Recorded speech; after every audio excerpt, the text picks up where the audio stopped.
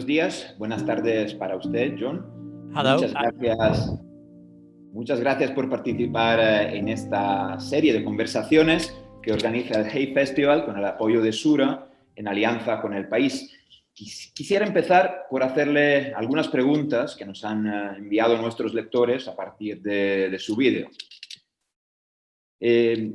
La primera la formula José Soto y nos pregunta: ¿está la sociedad realmente preparada para vivir de forma fragmentada? Es decir, cuando la pandemia remita, sea cuando sea, el sistema capitalista de alguna manera volverá a engrasar su engranaje, su maquinaria, o al menos lo intentará. Además, hemos visto que la pandemia en algunos países, en algunas sociedades, no ha sido un aviso suficiente. Hemos visto que la desescalada ha hecho que la gente volviera a vivir su antigua normalidad lo antes posible. Entonces, ¿cómo podemos conseguir que todos aquellos ciudadanos que se han acostumbrado a una movilidad continua, de alguna manera cambien sus hábitos y asuman que ya no es sostenible?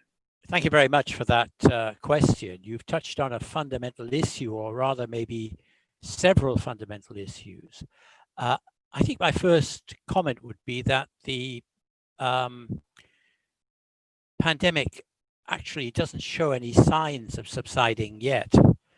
And that if it's true that there are many people who've not really absorbed its lessons about what I called hypermobility, then if we have another wave this winter, which seems to be happening in Europe and in Britain, for example, and if that were followed by yet another wave, in other words, if this was a successive series of waves or pandemic outbreaks, then I think that experience would constitute quite a strong lesson. And the lesson would be, you can't go back, as you've said. The lesson is that we can't revive this system of continuous hypermobility all over the world, because it was that system that helped to produce the pandemic. But I think the other question you asked is also a very important one, which is, will people be ready to go back? Sorry, will people not want or ready to go back to the previous mobility? And I don't think that's the case. The evidence in many countries is that large numbers of people don't want to go back. Large numbers of people found their life in the economic system that existed before frustrating. They don't want a lot of mobility in their daily life. Would like to resume tourism, perhaps, but as far as their working life is concerned, they would want less mobility, not more. So you might say that this is a benefit, though it sounds strange to put it this way. It's a discovery, a beneficial discovery of the pandemic, that many people were more frustrated with their lives before the pandemic, and they discovered during the pandemic that what they considered to be normalcy wasn't fulfilling, wasn't satisfying, that it was burdensome. So I don't think it'll be a case of governments forcing people to go back to the previous system. If they do, they'll fail, and there's quite a lot of evidence, at least in Britain and in other countries, that people just won't comply. They won't go back. And I think it may be in this respect that the popular response may be more benign, more benevolent, if you like, than many people fear. As to capitalism itself, well, people have been predicting the end of capitalism at least since Marx and earlier, and it is a very versatile system. It can adapt quite quickly. But in this respect, if it doesn't adapt enough, I think governments will actually start intervening.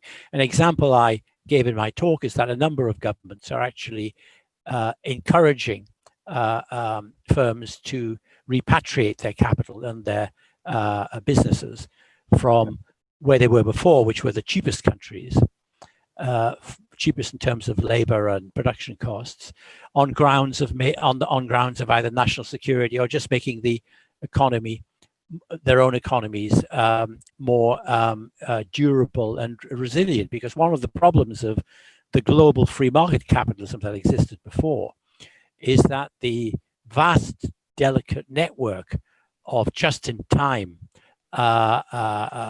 delivery systems from all over the world was extremely fragile. It could break down almost at any point. And so I don't think, even if firms would like to go back to that system because it's the cheapest for them, they won't be allowed to.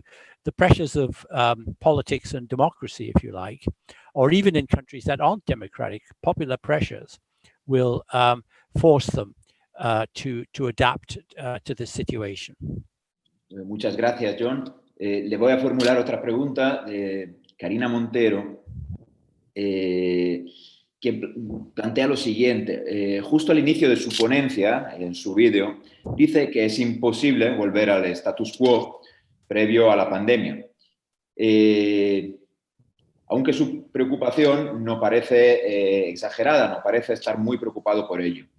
¿Quién cree usted que saldrá ganando en este futuro como que encaramos, en este sistema menos integrado que usted predice? ¿Quién tiene las mejores cartas en la mano? Cui prodest, en latín, ¿no? Las grandes corporaciones o los ciudadanos del tercer mundo, los habitantes de las ciudades, los campesinos, hombres, mujeres, las personas blancas o las racializadas. Nos pregunta Karina Montero. Well, that's a very good question. The greatest risk of this fragmented world is geopolitical division intensifying and even leading to war. And one of the features of this recent period has been that long frozen conflicts have blown up again, such as in Nagorno-Karabakh, for example, between India and China, for example. And there's a long-term smoldering conflict between the People's Republic of China and Taiwan. So there are, quite apart from the tension between the United States and China. So there are lots and lots of geopolitical divisions that could be made more intense and dangerous if this fragmentation assumes a highly competitive form. That's a big danger. Who has the winning hand? I think it's too fluid a situation to really pick a winner. There are some losers. People who are already poor in many countries are getting poorer. They're losers. Small to medium businesses in many countries are losers, often from the measures that are taken to curb the pandemic. Because as we know in Europe and also I think in Latin America and North America, although in my view, most of them are very necessary, have been very necessary, they come with terrible, deep, profound economic costs, and even, of course, with health costs, because people who are already don't have good health care or who have pre-existing conditions apart from COVID can't get the health care that they need. But it's not clear which groups will emerge as the winners. Will China emerge as a winner against the United States? Well, it had a very drastic response to the pandemic and may have curbed it, although we don't really know because the information that comes out of China is not always wholly reliable. It's just not clear at all because the impact of this pandemic on economic life is much more profound than I think people recognized to begin with. Everyone was talking about getting back to growth, which assumed that industries that existed before would come back. But it seems to me obvious now that the airlines industry is not going to come back in the way that it was there before. Lots of industries that depended on hypermobility are not going to come back in the way that they were before. There will be a period of destruction in the economy, which is probably both unavoidable, but also I think very dangerous, because it can leave society, whole sections of society, devastated and unhappy. And that's one of the reasons why in my talk I said that as this pandemic goes on, governments will fall. Even whole political systems will fall in various parts of the world. If we think of it as extending over several years, which I think it probably will. I'm not an epidemiologist, but many of them say that this is a likely outcome. If we think of it as involving stop, start lockdowns, if we local, regional, national, international, then we can see that the impact on employment, on living standards will be very acute for large sections of society. Even some quite big firms, if they're in these industries that depend on hypermobility, are not going to survive. For example, the oil industry is deeply impacted by all this. New energy solutions will have to be found. The oil industry isn't going to come back. So it's a very profound change. And that's why in an article I wrote in the British New Statesman magazine, I said this was a turning point in history, not just a small blip that would last about 18 months and then we'd go back to what before. It's a huge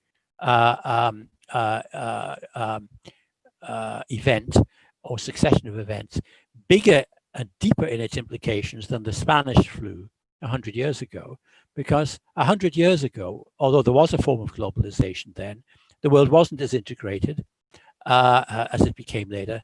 Hypermobility didn't exist on anything like that scale, even though there was migration and international trade. There wasn't mass airport transportation. So this is bigger, a lot bigger, and will have longer and deeper effects and dangers. So it's not that I'm not worried about it. It's simply that I think if one wants to think about how to cope with something as big as this, one has to understand to begin with that there isn't going to be a global authority dealing with it. And the reason for that, I mean, a lot of people on the progressive left say this is a global problem, there must be global solutions. I think this is magical thinking. Right from the start of the pandemic, back in March, I said this will deepen and sharpen geopolitical divisions.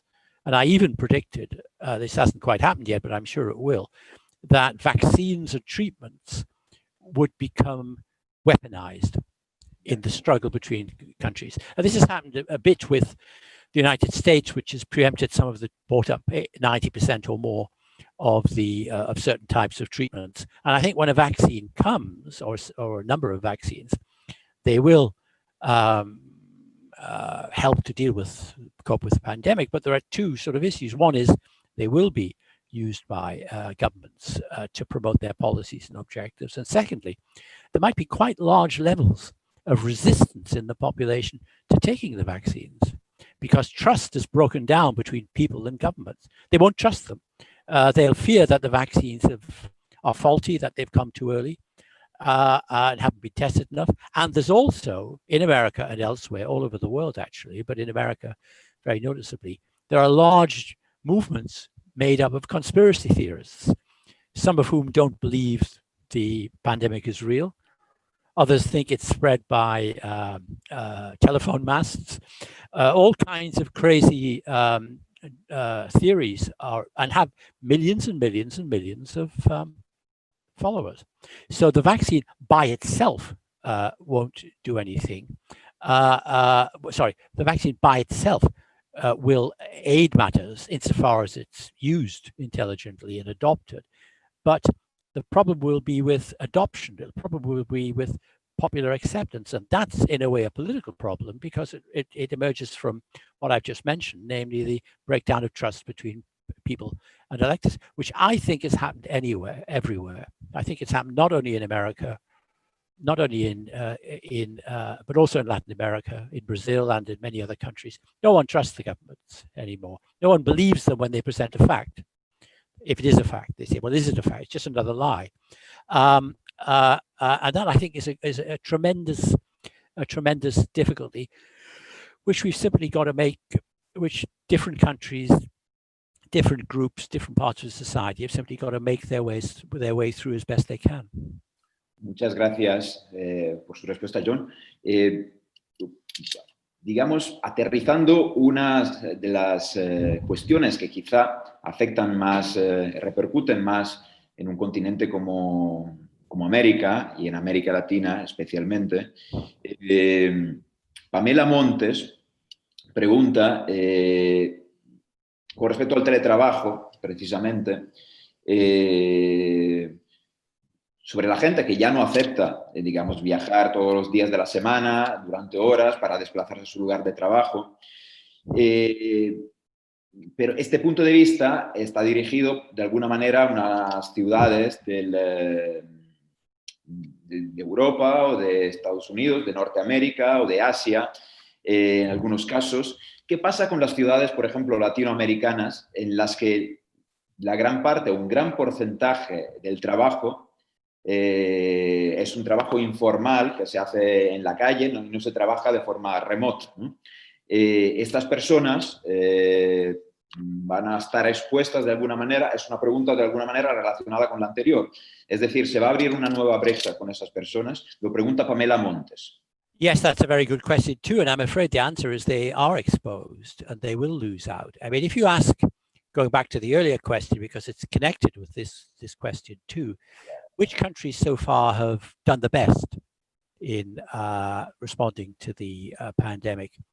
It hasn't been America, North America, United States, or Western Europe, or Britain. They've all done relatively poorly, actually. Or Latin America, the best have been East Asian, South Korea, Taiwan, and Japan. And that's partly because they are highly technologically developed. It's partly because their workforces, I mean, there is an informal economy in all of these countries, but there aren't the levels of extreme poverty that exist in many Latin American countries. And the size of the informal economy is not huge. I mean, I would estimate, you would all know better than I do, but in countries like Brazil or Mexico, might be what, 20 or 30%? Something like that, large. In these East Asian countries, be much smaller. And I'm afraid the countries that will do the worst will be ones with very large pre-existing inequalities and low levels of social solidarity across the whole society, and governments which tend to embody the interests of the smaller, better off groups. Those are the countries that will have the hardest adaptation.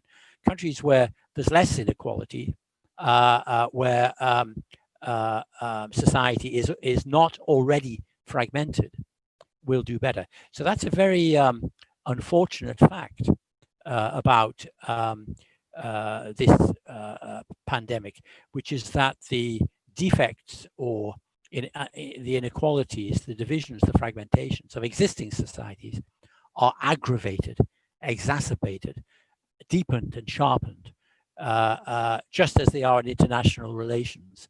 In geopolitics, the conflicts and divisions that exist get deeper and sharper, and so they do within societies. But I don't think this will be restricted to Latin America. I would definitely not attempt to predict the outcome of the American presidential election, because there are still, but one thing I do predict is that whoever wins, whether or not Trump accepts that he loses, if he does loses, America will be at least as divided or more divided after the United States, I'm talking about, not Latin America now, will be more divided after the election even than it's been up till now. And the reason for that is that the impact of the coronavirus, of the pandemic in America on not just poor people, not just people who are the poorest, but large sections of the workforce and even large sections of the middle classes, has been very destructive already and will continue to be destructive even if Joe Biden gets into the White House. and it launches some new program.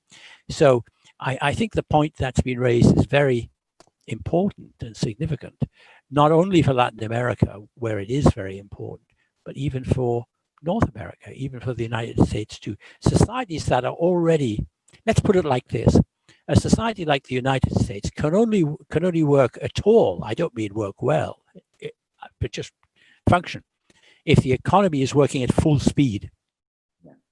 If the economy is working at full speed, it's flat out, it's going as fast as it possibly can. It may be shaking and rattling, but it's going very fast. Then it sort of works, although under the surface, there's a huge opioid crisis. People are dying in enormous numbers from opioids. There are huge levels of distress, and post-apocalyptic industrial centers like Detroit or other parts, they're all there, but somehow it keeps going. If it slows down a bit, if it slows down significantly for a prolonged period, if growth stops or the economy shrinks, all of which have happened, then these conflicts emerge immediately, and they stay in existence more or less whatever happens at the higher levels of political life. So I think you're quite right. I think the questioner is quite right. This is a very difficult issue. So what can one learn from this? One can learn that conflict is not going to diminish within societies, it's going to increase. Muchísimas gracias, John. Le voy a hacer yo, pues, un par de preguntas. Usted comenta que la sociedad no está preparada para vivir de forma solo virtual todavía. Sin embargo, una de las consecuencias de esta pandemia y esta crisis es la distorsión de la percepción de la distancia. Entonces, yo le iba a preguntar, es una pregunta de carácter más teórico para un filósofo, ¿cómo cree que, digamos, cambiará la noción de la distancia, que es una noción fundamental para la historia del pensamiento y las ideas? ¿Qué lugar ocupará la distancia, el paradigma de la distancia en la historia de las ideas en el futuro? Could you say a little bit more about the change in the notion of distance that you took from what I said? What do you have in mind more precisely? Como, desde el punto de vista colectivo, me refiero, pues, la sociedad estaba acostumbrada, lo está diciendo en todas sus intervenciones y respuestas, estaba acostumbrada a relacionarse con una idea de la distancia. Ahora esa distancia, pues, está no solo en la práctica, pero también en el pensamiento, en la cabeza digamos, de cada uno, está cambiando, está mutando. Y también, antes no pensábamos en la distancia. Ahora sí pensamos todos en la distancia, como ocurre quizá en una guerra. En una guerra se sufre mucho el hecho de la distancia, ¿no? Del no poder incluso despedirse de alguien. Entonces me interesa saber cómo piensa, digamos, qué preponderancia, pues, va a ocupar esa idea de distancia, pues, en el futuro, pues, por lo menos a corto plazo. Thank you very much. I mean, I understand better now what you're asking. It is a very interesting question. I think that the change that has occurred and will continue to occur is actually as much in the sense of time as it is in that of distance. If you think how that applied in the 19th century, if someone was planning a journey, whether they were rich or poor, across Europe or from Europe to America or even more to Australia or Asia, that would take a long time. It was only towards the end of the 19th century that underwater cables were created, telegraph cables, that transmitted information back and forwards from, for example, North America to Western Europe. So one of the things which I think has been most disorienting for many people is that the sense of time seems to have accelerated since the pandemic. In other words, that has the other side, which is a shrinkage of distance. So a kind of paradoxical effect of the, we're all able to watch live as President Trump stages his walk into the White House, when he does his reality show, we can actually see him doing it when it's actually happening. And even many interactions, personal and other interactions, are now much quicker, like the one we're now having. If we'd had this exchange before the pandemic, it might not have been virtual. We wouldn't have been able to exchange ideas straight away as we do now. We might have done it by email or telephone or something, but we have now an instantaneous or almost instantaneous interaction with one another, and that of a kind that's becoming much more common since the pandemic. And I think the acceleration of events, which has been explored to some extent by philosophers in Italy and France and Latin America and elsewhere, the shrinkage of the sense of time is connected with the shrinkage of the sense of space. So paradoxically, in the virtual realm, we might get a more integrated world than we will in the physical realm of production and physical mobility.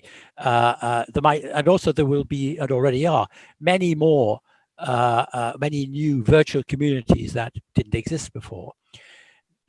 There are two problems with this, which I've mentioned in things I've written, and which I mentioned partly in my talk for the Hay Festival. One is the one which I touched on briefly, which is that human beings can't live a wholly virtual life. We didn't evolve to be virtual creatures. There are some far out sects, techno-utopian or techno-futurist sects in California and other parts of the world, which want to upload themselves into virtual space so they can escape the conflicts of the actual world. I've known about these sects since the 1980s, when I met some people who were already thinking along these lines. The problem with that is that all the virtual world is a protection of the physical world. Without an infrastructure, a material infrastructure, which can be destroyed by wars, earthquakes, climate change, revolutions, economic collapses, it doesn't work. So, but it's nonetheless a very strong tendency in thought, particularly in America, but also elsewhere. For example, one of the leaders of this view, Ray Kurzweil, is director of engineering at Google. So he has a vast budget, vast resources to pursue these ideas, which I think are completely absurd. So humans are adapted to a physical world. They can't live in a purely virtual world. And an aspect of that too, though, is that the virtual world is actually quite energy intensive. A lot of energy is needed to keep these virtual linkages intact and working. So it doesn't offer a complete solution in any way at all. It has its own problems, both human problems and ecological or environmental problems. And the idea of escaping completely into a virtual universe is pure fantasy. But it's one of the adaptations, the move to virtual spaces, one of the adaptations that humans have, that we can see in the world, that's humans are making to this changed reality. What happens? I mean, I hope this doesn't happen, because perhaps in the long run, it won't be a vaccine which gets us out of these difficulties. It may be a more effective treatments. If we had treatments which made even severe coronavirus infection highly treatable in most people, we'd be less worried about catching it. It could become more like the flu. It might still be more infectious, it might still be somewhat more damaging, but we could get back to something like more human contact with one another without worrying about it. But if this goes on for a long time, I think if that could take years or decades even, then we're going to have to somehow find ways of meeting in the flesh safely. They might involve regular checks. They might involve all kinds of arrangements we haven't even thought of now, because we can't live most of our lives, still less all of our lives, virtually. The human animal is simply not evolved and not adapted for that purpose, and it won't change for that purpose. And if you try to do, if attempts are made to do that, they would backfire. People would go crazy. I think there's already quite a lot of craziness in the world. I think the growth of conspiracy theories, which is very important and dangerous, is partly a response to the acceleration of time, which, as I've just pointed out in response to your question, is another aspect of the shrinkage of space, the change in the sense of space.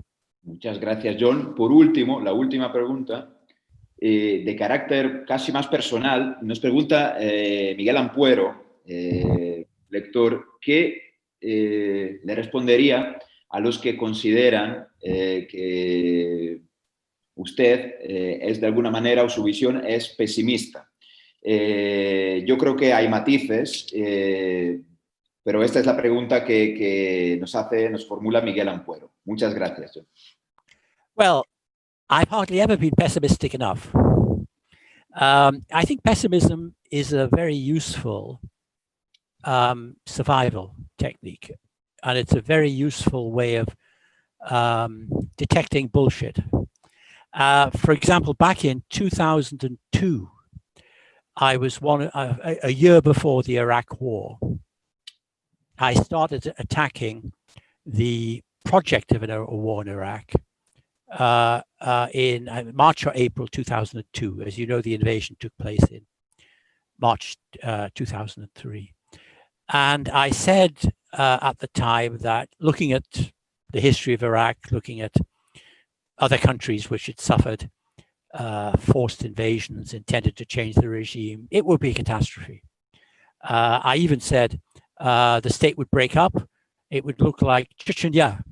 And people said, oh, terribly pessimistic or hopelessly apocalyptic. Nothing like that would even happen. There's nothing that's possible. It was worse than that. It was actually even worse than that.